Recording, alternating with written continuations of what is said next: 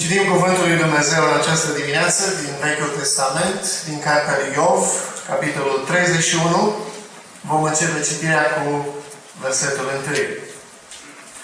După ce vom citi Cuvântul Domnului, în rugăciune ne va conduce fratele Moraru Gabriel. În Biblie, la pagina 543.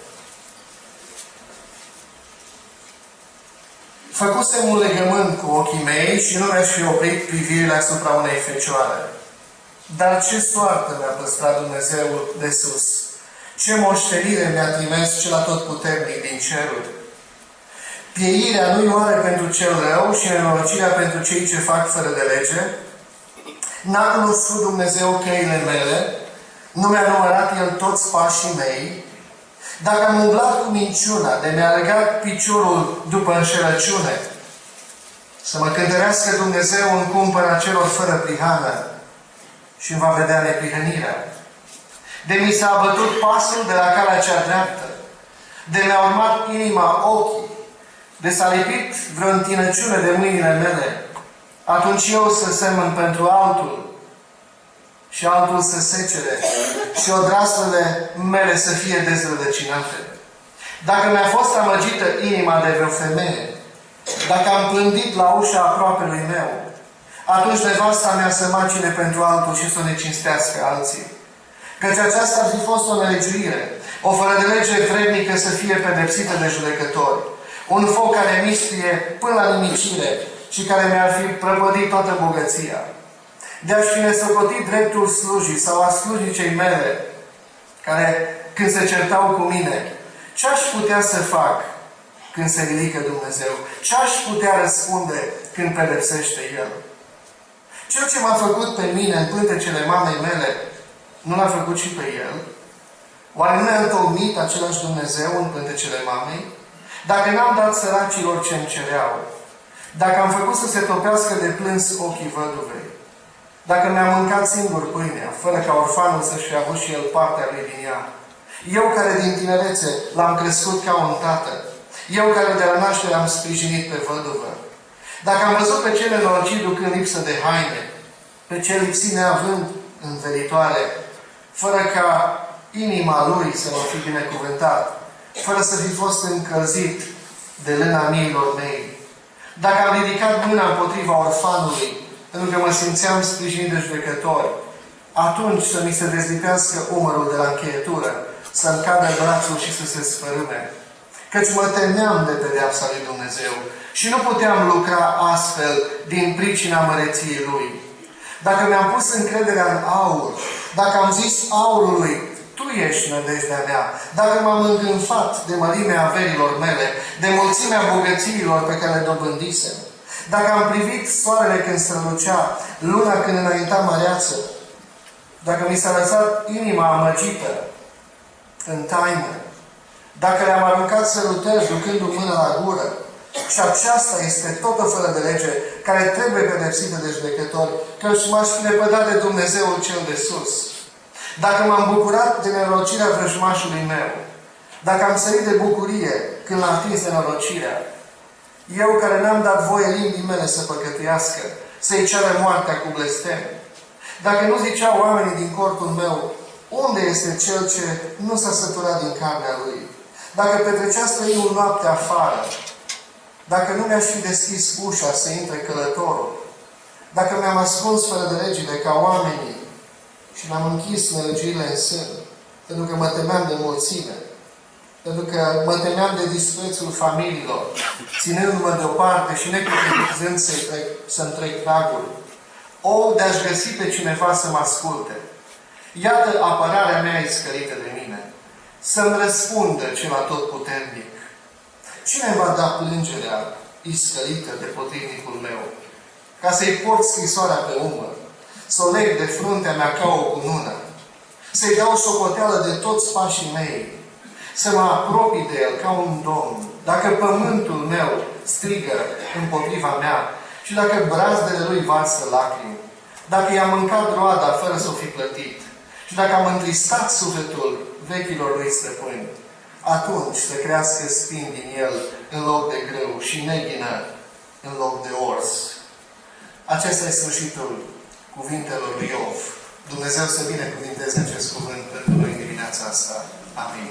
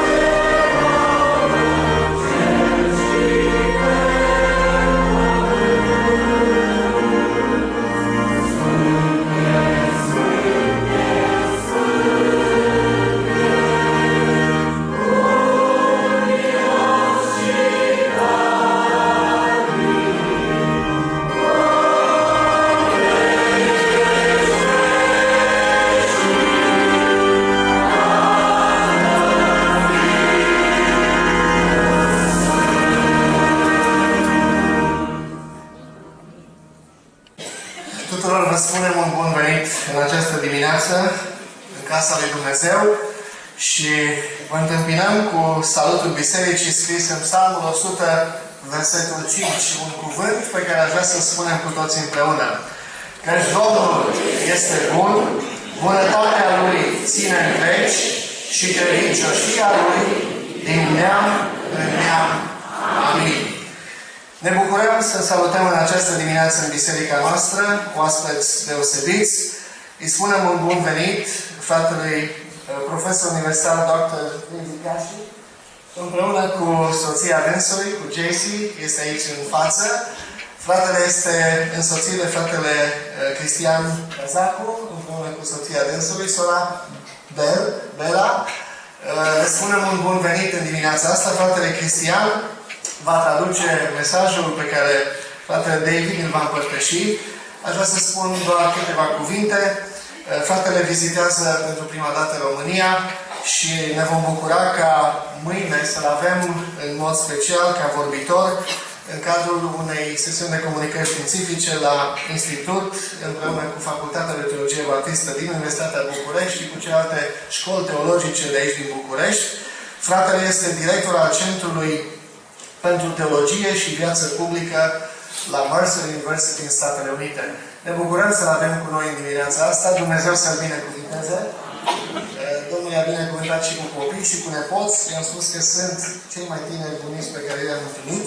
Domnul să binecuvinteze astăzi în slujire și în zilele următoare, în toate întâlnirile pe care le va avea aici, în București și în Timișoara.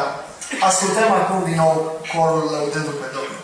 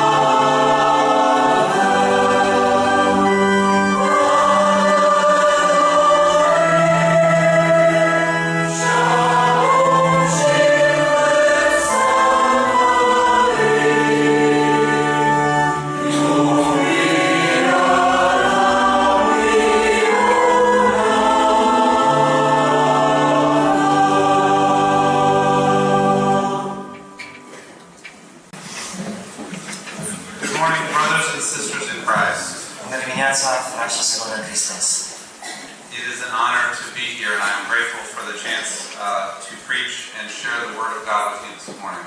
Sunt onorat să mă aflu aici împreună cu dumneavoastră și să vă împărtășesc, să predic cuvântul lui Dumnezeu. Thank you to your pastor, Pastor Daniel, for the invitation. Și mulțumim pastorului dumneavoastră, pastorului Daniel Mariș, pentru invitația de a fi aici. And to my friend Christian for translating this morning. Și prietenul meu Cristian, pentru că va traduce.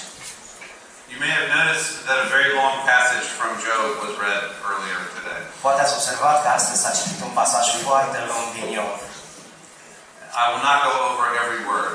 N-am să trec prin fiecare cuvânt. But I do believe that this is a passage that speaks to us in your culture and in my culture today. Dar cred că acest pasaj ne vorbește atât nouă în cultura noastră americană, cât și vouă aici în cultura românească. From what I understand, in both of our cultures, perhaps in all cultures, we have a shortage of honorable people. Cât am înțeles, în ambele culturi și poate în toate culturile umane există un deficit de oameni plini de onoare. We are no longer surprised when we learn of scandals affecting leaders in our cultures.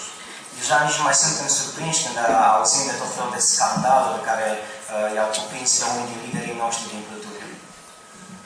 We would like to believe that people in high positions will act with honor and integrity. Și am vrea să credem că oamenii aflați în poziții înalte de conducere s-ar purta plin de cinste și în mod onorabil. Sometimes they do, but sometimes, all too often, they don't. Uneori o fac, dar de multe alte ori nu trăiesc cu integritate. This is true in politics, it's true in business, it's true in culture, and sometimes it's true in the church as well. Și acest lucru este adevărat atât în context politic, cât și în lumea afacerilor, în societate în general, cât uneori chiar și în biserică. Christians, followers of Jesus Christ, must be people of honor and integrity. Credincioși și creștini, urmașii lui Hristos, trebuie să fie oameni plini de integritate și care trăiesc onorabil. And as we learn how to be people of integrity, there is much to be learned from Job chapter 31. Și pe măsură ce ne străduim să învățăm cum să trăim cu integritate, pasajul din Iov ne ajută foarte mult în acest sens. This is unexpected. We didn't know that we would find in Job a path to integrity.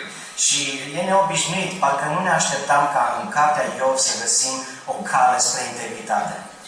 You remember our brother Job, don't you? Vă aduceți aminte de fratele nostru Iov, nu-i așa?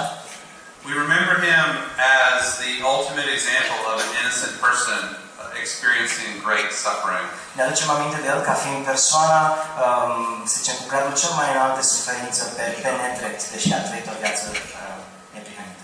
At the beginning of the book of Job, he has everything, wealth and family and status in his community. La începutul cărții Iov, acesta ne se prezintă ca având totul, bogăție, statut, familie numeroasă.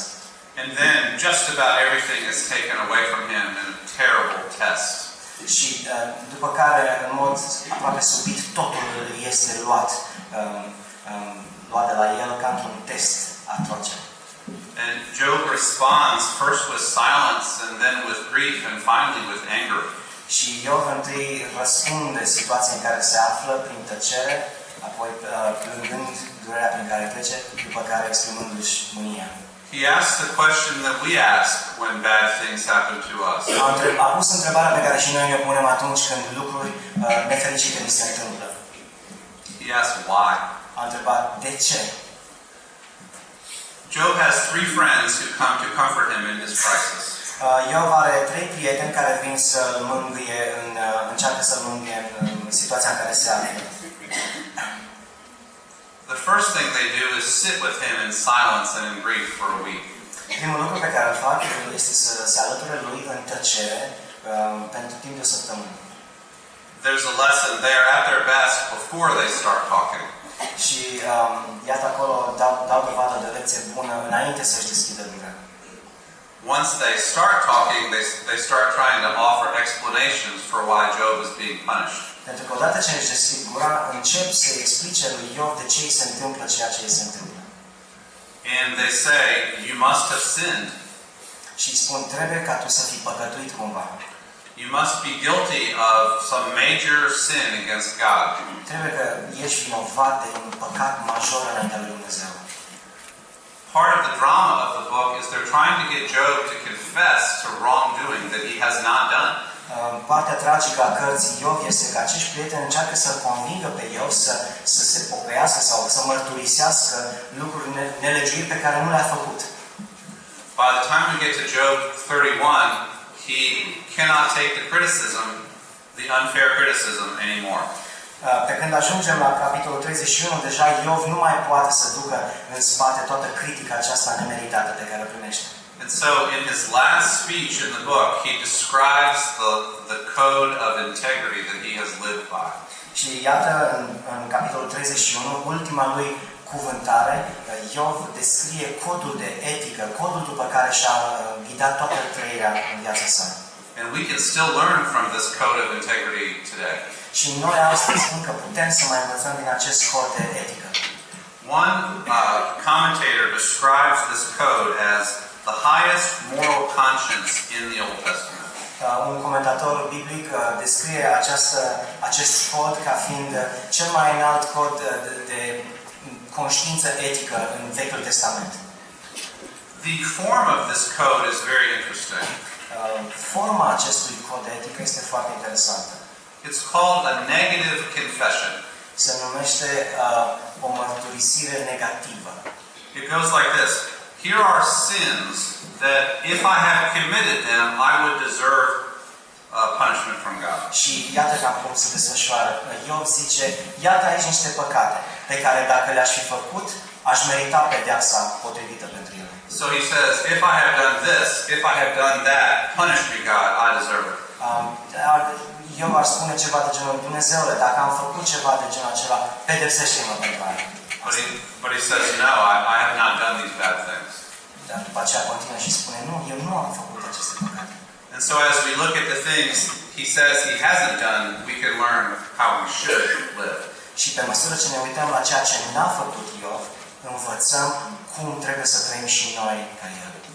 I'll start with verse 5, Job 31, verse 5. Aș vrea să încep cu versetul 5 din capitolul 31 cărții Iov.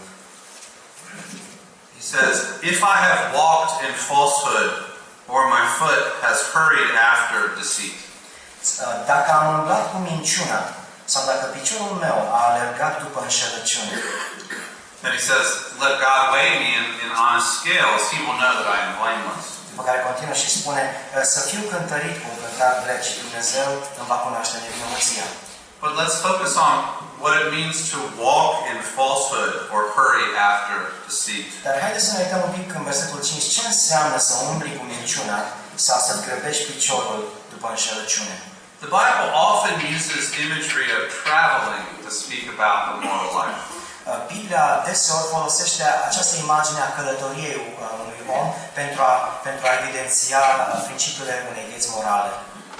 The life of a Christian is a journey, a path that we walk. Viața credinciosului, viața creștinului este o călătorie pe care o parcurgem. And this is also emphasized both in the Old Testament and in the New Testament. Acest adevăr este evidențiat atât în Vechiul Testament cât și în Noul Testament. So the moral life is a journey on a rocky path. Și călătoria noastră morală se desfășoară pe o cărare pietroasă. The person who would please God is to walk straight and true and avoid slipping off to the right or to the left. Persoana este rugată să meargă pe un drum drept și să nu se abată, să cadă pe partea sau pe alta cărării. This image makes sense if you think about all the ways in which we can slip into trouble. Această imagine are relevanță dacă ne gândim la câte ocazii am avea să alunecăm de o parte sau de alta a cărării.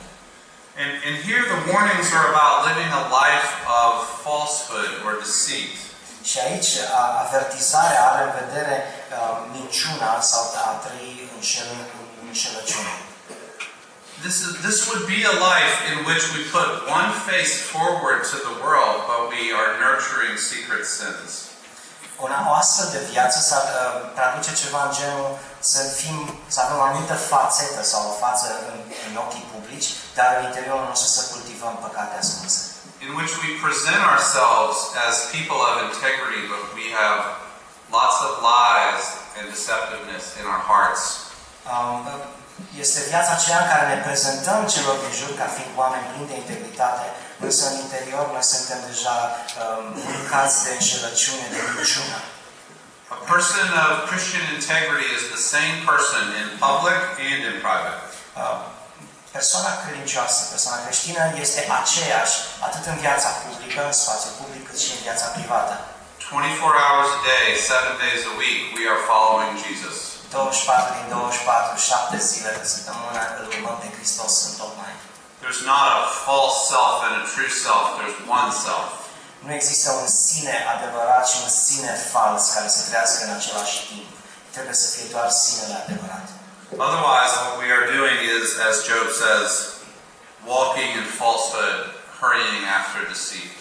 Altfel, nu facem decât ceea ce menționa Iov aici, să umblăm în minciună, în neadevăr și căutând înșelăciune.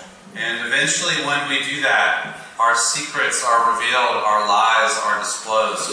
Și în cele din urmă, dacă astfel trăim, secretele noastre vor ieși la iveală, minciunile noastre vor ieși la suprafață. There are many warnings in the Bible that the sins that we do in secret are eventually, well, they're always known to God, and often they will eventually be known to everyone else. Deseori în Scriptură suntem avertizați că secretele noastre Dumnezeu oricum le știe pe toate, dar deseori acestea în cele din urmă vor ieși la iveală. The imagery of a straight path is continued in verse 7. Această imagine a unei cărări drepte este continuată în versetul 7. If my steps have turned from the path, if my heart has been led by my eyes, Dacă mi s-a abătut piciorul de pe cale sau dacă inima mi-a urmat ochii, or if my hands have been defiled. sau dacă s-a lepit vreo întinăciune de mâinile mele. I think that what Job is doing here is talking about a steady moral deterioration. Cred că aici Iov vorbește despre o deteriorare morală care este pas cu pas, în mod constant. If my heart has been led by my eyes means something like, no longer does God's will govern my heart, but my lusts and passions misdirect me. Și când se referă la inima care mi-a urmat ochii, Iov evidențiază faptul că inima sa nu mai este condusă de Dumnezeu, ci și-a lăsat inima să fie condusă de poftele ochilor săi. So I see something with my eyes that I want, and I pursue it, even though I know it is not God's will for me. Văd ceva cu ochii mei, poftește inima și încep să urmăresc acel lucru, deși știu că nu este voia lui Dumnezeu pentru mine. And what I see with my eyes that I want, I take with my hands, and my hands have thus been defiled. Și ce am văzut cu ochii mei și a poftit inima mea, am apucat cu mâna și făcând asta, mâna mea a fost întinată. It's a warning for us to guard our hearts. Este un avertisment pentru noi să ne păzim inimile. Sin starts there in our hearts. Pentru că păcatul acolo se naște în inima noastră. The pattern here is our heart is not properly guarded, and we start, you might say, looking in the wrong places with our eyes. Procesul e ceva de genul, inima noastră începe să dorească lucruri care, inima nu este protejată și nefiind protejată, începe să vadă ceea ce văd ochii noștri în locurile nepotrivite. And then eventually we move into action. We sin with our lives, with our hands, with our bodies. Și în cele din urmă, pe care de consecință ajungem să păcătuim în mod fizic, să spun așa, cu mâinile noastre, cu viețile noastre. So it's a warning to us, brothers and sisters, to watch the path that we are on. De aceea este un avertisment pentru noi, frați și surori, să avem grijă de ce cărare umblăm. To guard our hearts and to restrict our eyes, you might say, from looking at what we ought not to be looking at. Să ne protejăm inimile, să ne păzim inimile și să ne păzim ochii, încât să nu privim acolo unde n-ar trebui să privim. Then look at verse 9, another example and an important one. Iată mai departe versetul 9, un alt exemplu și unul chiar foarte important.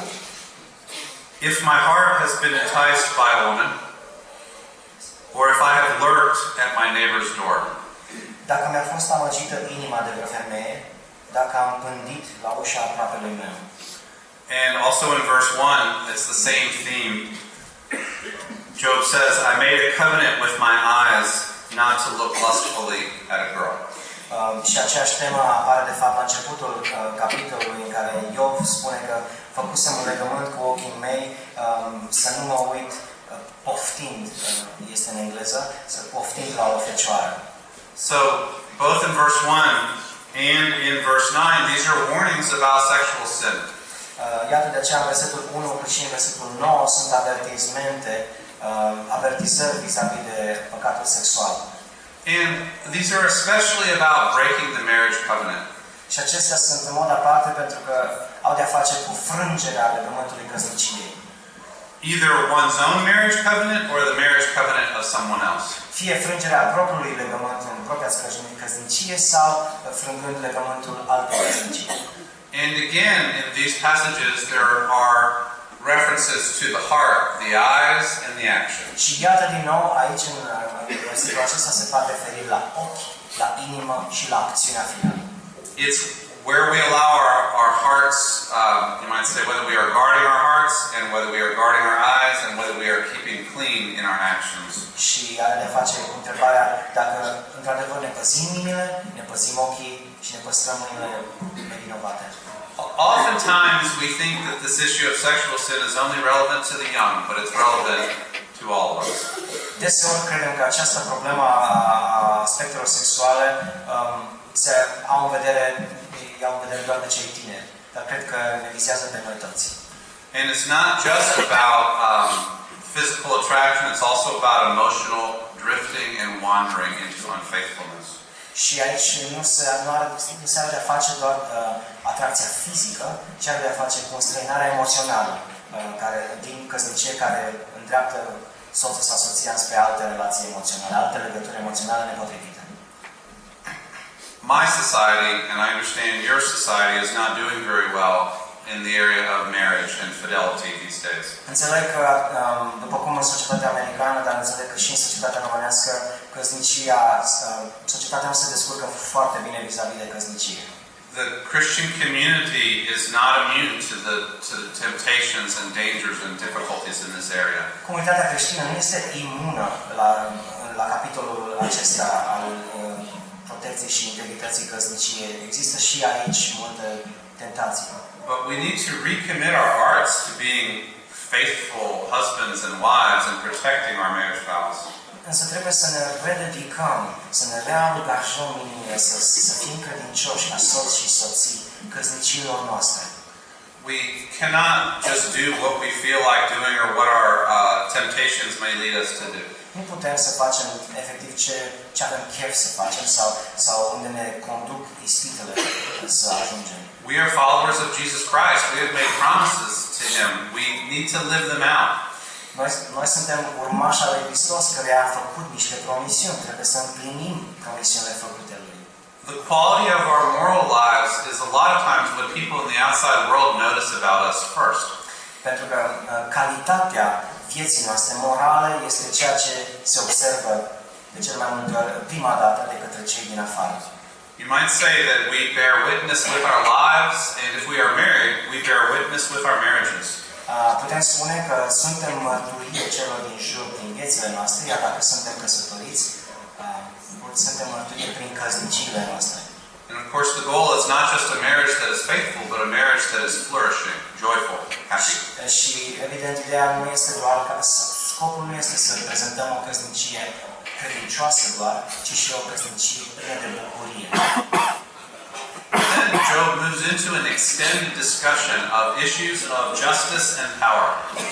După acest pasaj, iată, Iov intră într-o secțiune dezvoltată pe probleme de dreptate și putere. Look at verse 13. Uitați-vă, vă rog, la versetul 13. It's a lovely section. It's worth reading this whole couple of verses. He says, "If I have denied justice to my servants when they had a grievance against me, what will I do when God confronts me?" Este un pasaj frumos și merită citit în parcursul său. Dacă aș fi nesocotit dreptul slugii sau slujnicei mele când se certau cu mine, ce aș putea să fac când se ridică Dumnezeu? Did not He who made me in the womb also make them? Oare Cel ce m-a făcut pe mine în pântecele mamei mele nu l-a făcut și pe El? Did not the same God form us both within our mothers? Oare nu ne-a întocmit același Dumnezeu în pântecele mamei? We know that Job was at one time wealthy before everything was swept away from him. Ne aducem aminte, cândva Iov fusese foarte bogat, înainte ca toată averea să fie luată. He had servants who worked for him. Avea slujitori care lucrau pentru el. What he says here is, he treated them with justice. Ceea ce înțelegem de aici este că el i-a tratat cu dreptate. If they ever had a grievance against him, he dealt with it fairly. Dacă aceștia, slujitorii, au avut vreodată un necaz sau o neînțelegere cu el, el i-a tratat corect. He never took advantage of his position of power to exploit them.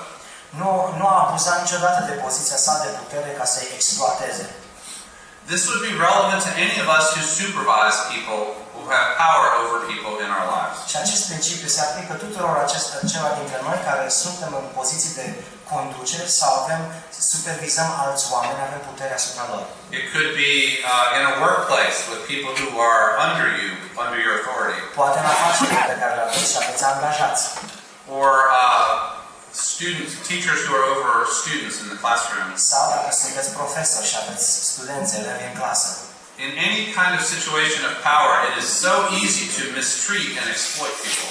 În orice situație de raport de putere este foarte ușor să exploatezi pe cei care sunt sub tine. We might say, what is justice is what I say justice is. Ceva de genul, dreptatea e ce spun eu că e dreptate. I'm in charge here. You will do what I want. Eu sunt aici șef, faceți ce zic eu. But Job says, I did not do it that way. Dar Iov ne spune, eu nu m-am purtat așa cu ei. Because I knew Pentru că am știut that the same God made me and the people who I was in charge of. Am știut că același Dumnezeu m-a creat pe mine și i-a creat și pe cei care mi-au fost slujitori. And Job knew that one day God would hold him to account for how he treated people he supervised. Și Iov știa că într-o zi Dumnezeu îl va chema la răspundere pentru modul în care și-a tratat subalternii. Power tends to intoxicate us like alcohol. Puterea tinde să ne intoxice precum alcoolul ar face. And Job says, I did not allow the power that I had to intoxicate me. Iar Iov spune aici, nu i-am permis puterile care dispuneam să mă intoxice gândurile. Instead, I treated those under my authority with fairness and justice. În schimb, i-am tratat pe cei în subordinea mea cu dreptate, cu justețe. And then look at verse 16. Și iată acum versetul 16. If I have denied the desires of the poor, or let the eyes of the widow grow weary, if I have kept my bread to myself, not sharing it with the fatherless, Dacă n-am dat săracilor ce-mi cereau, dacă am făcut să se topească de plâns ochii văduvei, dacă mi-am mâncat singur pâinea fără ca orfanul să-și fi avut și el partea lui din ea. Verse 19, if I have seen anyone perishing for lack of clothing, or a needy man without a garment. Și în versetul 19, dacă am văzut pe cineva pierind din lipsă de îmbrăcăminte și pe cel lipsit fără învelitoare. So it isn't just that Job was fair to his servants. Iată că Iov nu trăise o viață de corectitudine doar față de angajații săi. He took the initiative to offer compassionate care for the poor. El a luat inițiativa să poartă de grijă, să arate compasiune, milă și celorlalți din jur. In verse 16, the references to the poor and then to the widow. În versetul 16, Iov se referă la săraci și apoi la văduve. In verse 17, the references to the orphans. În versetul 17 se referă la orfani. In verse 19, again, it's to anybody who is in need, anybody needing clothing. Iar în versetul 19 se referă la oricine ar avea nevoie de îmbrăcăminte. The Old Testament regularly speaks about the special needs of the widow, the orphan, the alien, the stranger. Vechiul Testament în mod regulat vorbește despre cauza orfanilor, văduvelor, celor străini și nevoiași. And of course, in the New Testament, Jesus says, "As you did it to the least of these, you did it to me."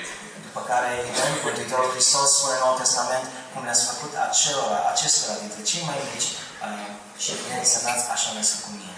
So Job teaches us that a person of integrity doesn't just avoid sin.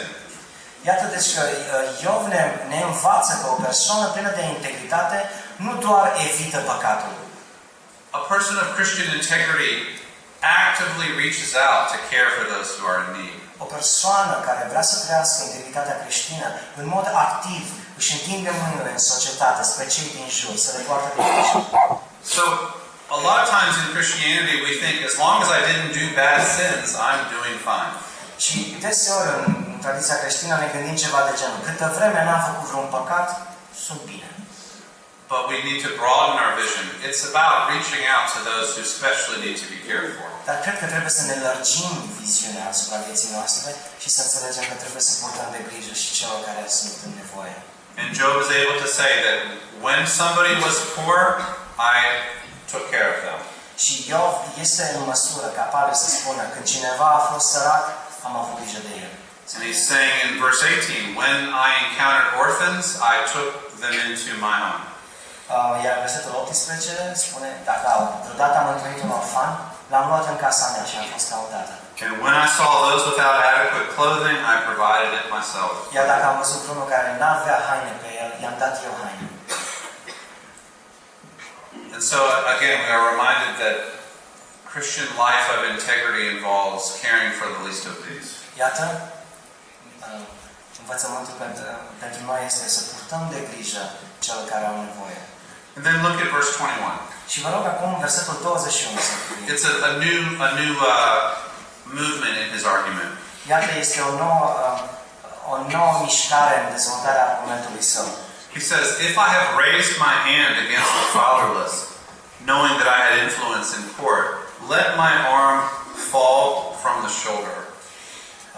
Iov spune: dacă am ridicat mâna împotriva orfanului când m-am văzut ajutat de judecător, sau în engleză textul spune: când știu că aveam trecere la judecători, atunci să mi se dezlipească umărul de la încheietură, să cadă brațul și să se fărâme. So what Job is talking about here is he was a powerful man. Iov ne spune cu alte cuvinte că avea putere. Probably the most powerful man in his community. Poate era cel mai puternic și influent în comunitatea sa. And what he's saying was, I had the power to abuse the court system in my own interest. Și Iov spune că deținea puterea ca să abuzeze de sistemul judiciar. But he would not do it. Dar n-ar fi făcut-o. Even if it was Job versus an orphan, he would not take advantage of his power. Chiar dacă în instanță ar fi fost Iov și ultimul amărât, n-ar fi abuzat de puterea lui.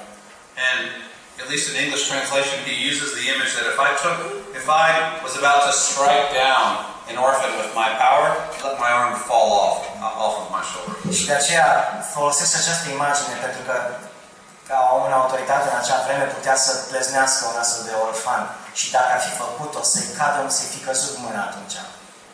Another warning to us that part of being a person of integrity is not abusing power whenever we have the opportunity to do so. Un alt avertisment pentru noi este că dacă vrem să fim oameni ai integrității, să ne ferim să abuzăm de puterea pe care am putea o avea la un moment dat. If God gives us power, it is to serve others, especially those who don't have any power. Dacă avem vreo putere dată de Dumnezeu, este ca să putem să-i slujim pe cei care nu o au.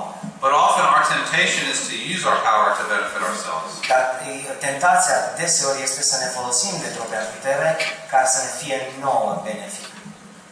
There are a couple more moves in the argument for us to consider.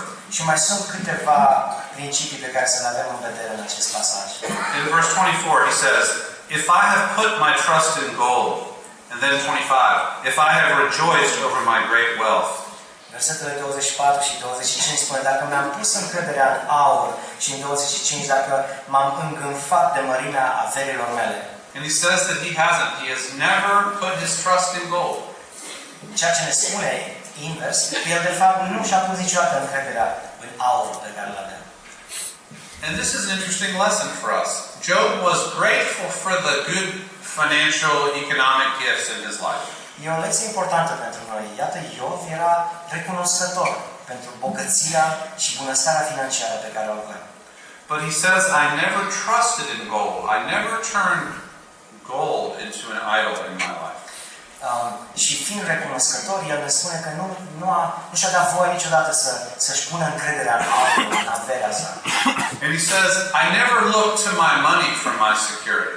Și cu alte cuvinte, eu spunea, niciodată nu m-am uitat la banii mei ca să-mi transmită siguranță.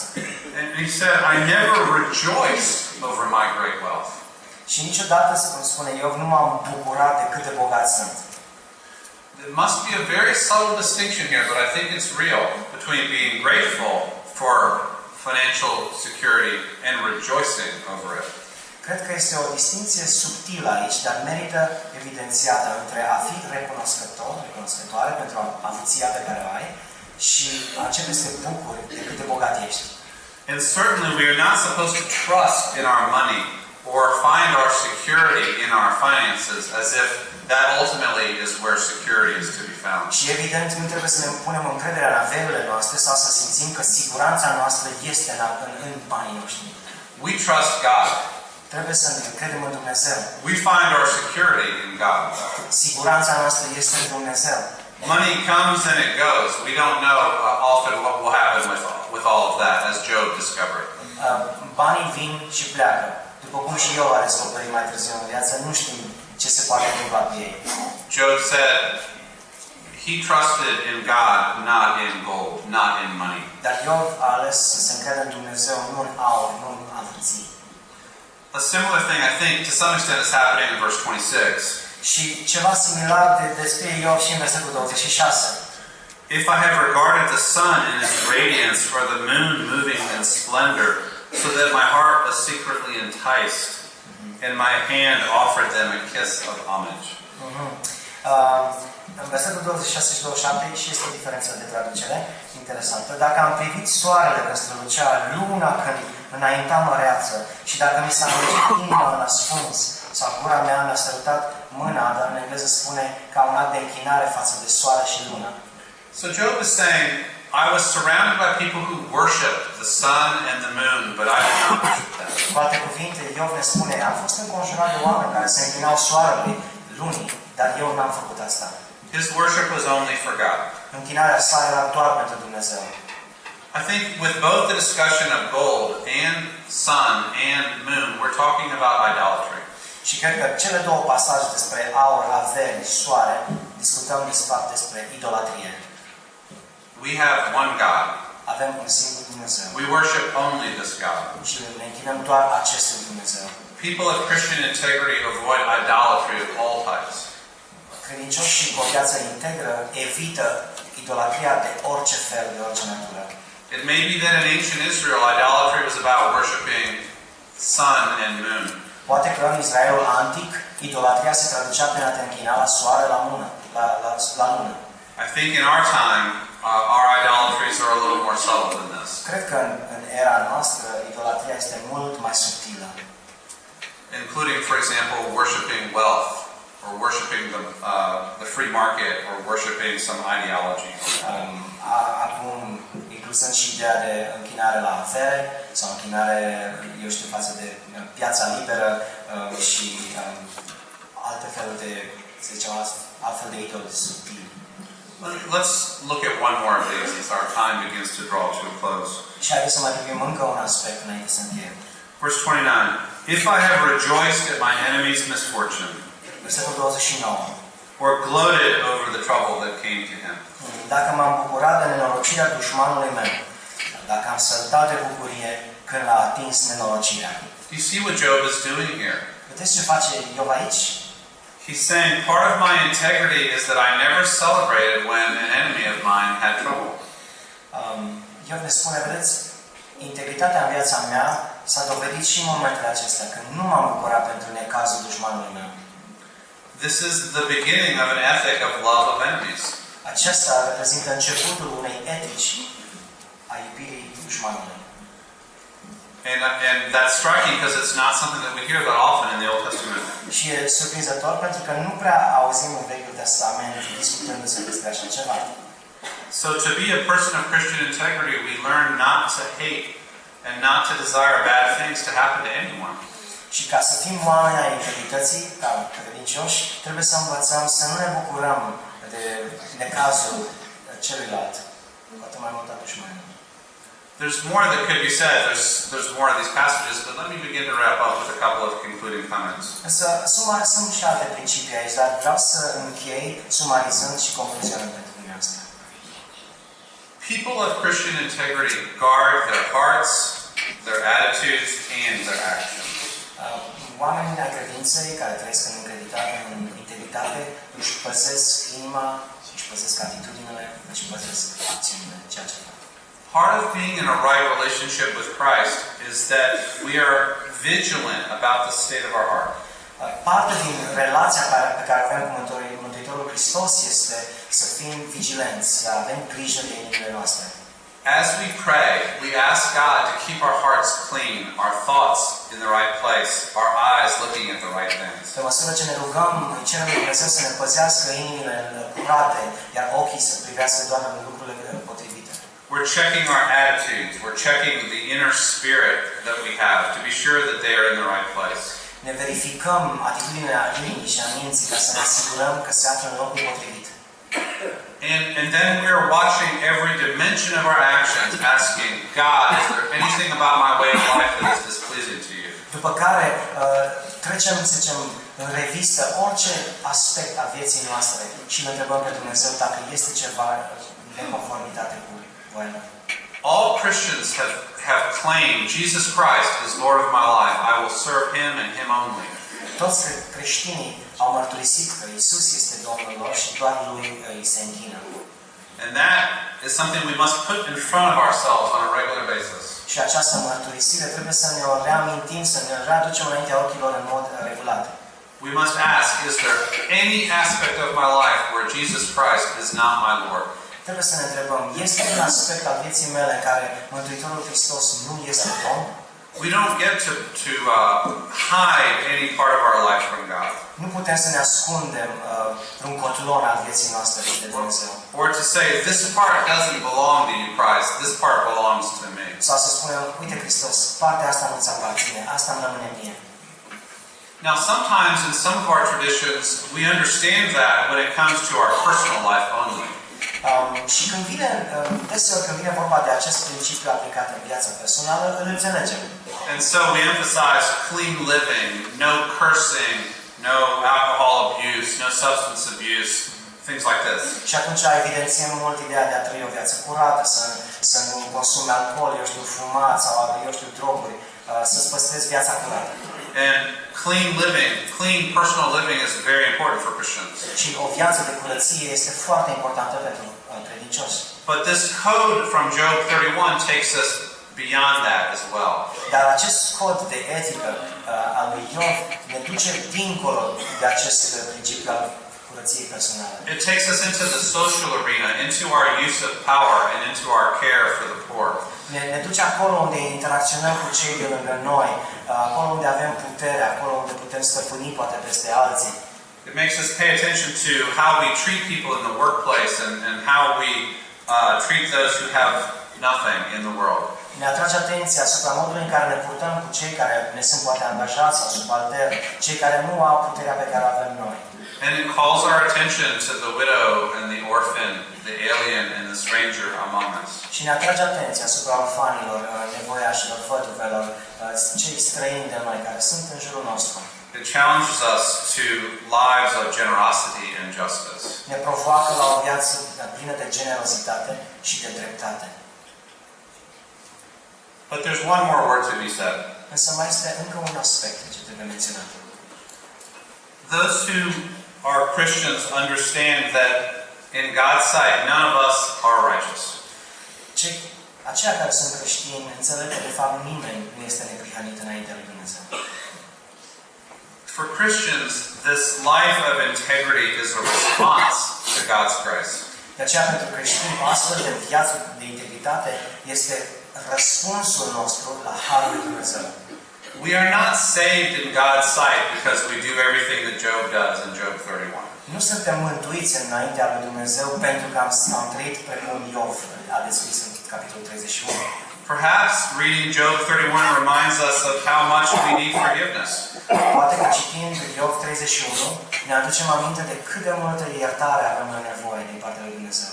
The New Testament message is that all have sinned and fallen short of the glory of God. Noul Testament ne reamintește că toți au păcătuit și sunt lipsiți de slava lui Dumnezeu. Christ comes and his atoning death on the cross gives us access to God's forgiveness. Hristos, prin moartea sa pe cruce, ne dă acces la Tatăl.